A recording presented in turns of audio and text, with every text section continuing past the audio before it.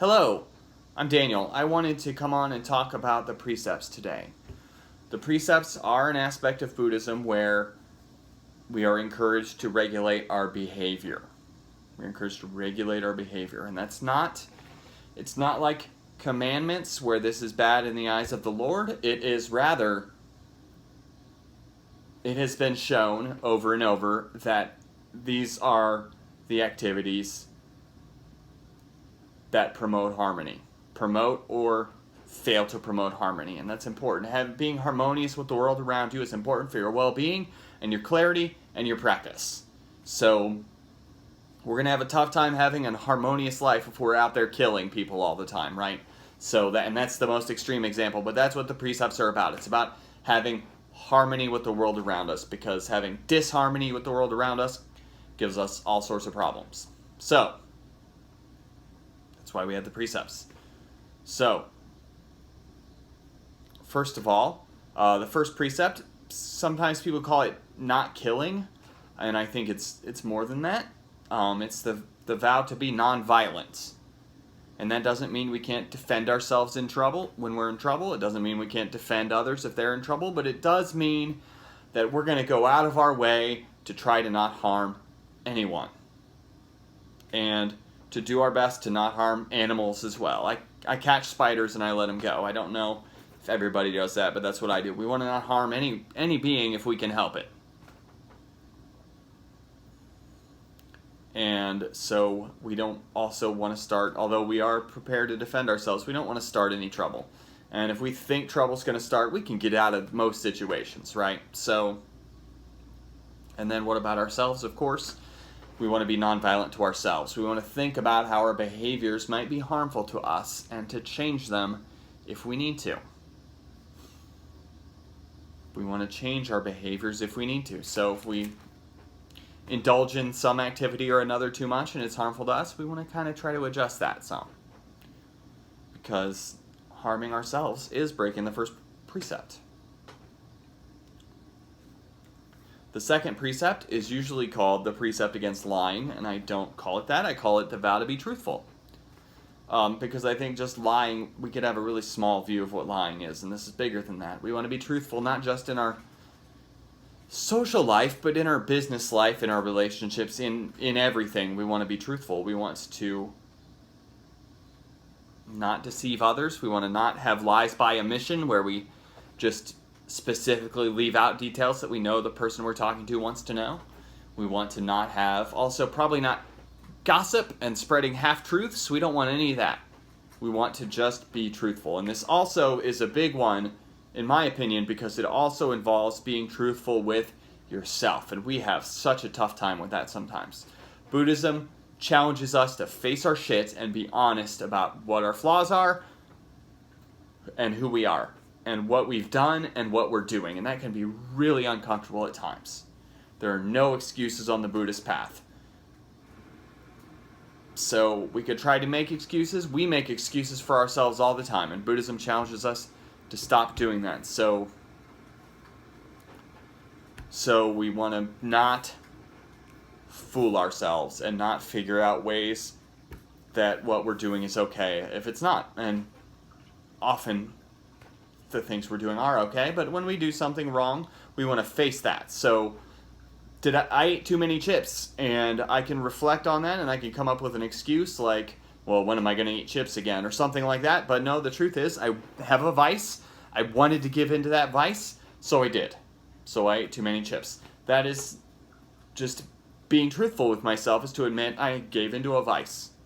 I don't have the excuse of I haven't had chips in a long time. I don't have the excuse of it's just a few chips, like nothing. No, I have a vice. I gave into my vice, and I'm honest about that. I'm not beating myself up, but I am making myself be honest about that. So that's the second precept, and I love thinking about how we need to be honest with ourselves, because this path, and this is probably my favorite precept, because this path is about being really genuine and authentic and real in our lives, and this precept is all about that. Be real with yourself. Be real with the people around you. Be real. I like it a lot. So the third precept is It's usually called the precept against stealing. It's against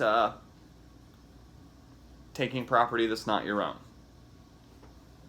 And we may think this just involves burglars and muggers and things like that, but it is different things as well. It is working to pay your debts. It is not trying to trick people. That's a big thing. I think people think that tricking people into giving you things isn't stealing, and that is, I mean, maybe it's not stealing, but it's against the precept. It is not considered okay. Little thievery is not considered okay. So that's the precept against stealing. If we take the time to think about what we're doing before we do it, we're usually not going to steal anything, I think. So that's the precept against stealing. The fourth precept is the vow to be sexually moral and responsible. Sexually moral and responsible. So we want to not let our lust control us. We want to not let our lust control us and make us hurt other people or make us hurt ourselves. This is important because lust makes a lot of people go off track. Right? It's going to be tough to do my mindfulness practice if I'm trying to get laid all the time. Right? I'm distracted. If my lust runs amok, I am distracted. That is just the fact of the matter. If my lust runs amok, I am distracted. So I have to learn how to get a handle on it so I can be sexually moral and responsible. And the fact of the matter is that if you're out there cheating on your wife all the time, you're creating disharmony. Even if, well, I mean, probably sooner or later your wife will find out, but even if she doesn't, you're creating disharmony in the lives of, you know, your spouse and this other person and yourself, and probably reaching other lives too. So that's all about disharmony. It's all about disharmony. So this, I think this is really on the list though because it's something that has been seen as a big problem for a lot of people. A lot of people struggle with their lust, and we've got to get that under control, and it can be very hard sometimes. The Buddha once said, I really like this quote, "If I had another obstacle as difficult to overcome as my sexuality, I never would have made it." That's almost a joke. The Buddha doesn't tell jokes. If I had another obstacle as difficult to overcome as my sexuality, I never would have made it. So this is a big deal because it's our physical nature to engage in lust, engage in lustful behaviors, right? And we want to just try to get a handle on that. That's what this is about. So the fifth one is the one that's called abstain from intoxicants. Abstain from intoxicants. So what does this mean? So it means that we want to make sure we don't lose our clarity. We want to make sure we don't lose our clarity. What is a way that a lot of people lose their clarity? Well, it's drinking too much. Alcohol, I think, I don't need to tell you, has been known to relax our inhibitions and to make us more egotistical and allow us to override the rules of decorum and decency and just do whatever we want. So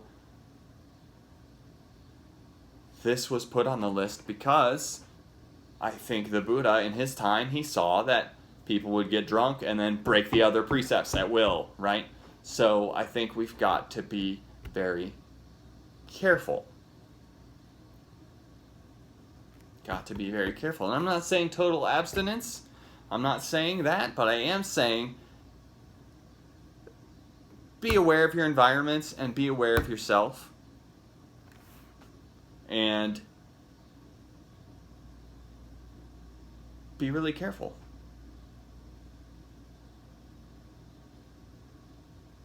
be really careful. Because intoxicating the body, intoxicating the mind can lead us into all sorts of disharmony. So we have to be careful because it's very easy to get off track with drinking or drugs. It's very easy to get off track. So be very careful. So that's what I wanted to say about the 5 precepts. I may go into them in greater detail later and some other precepts too, but that's what I wanted to say today. So thank you for taking the time to listen to me. Have a good day.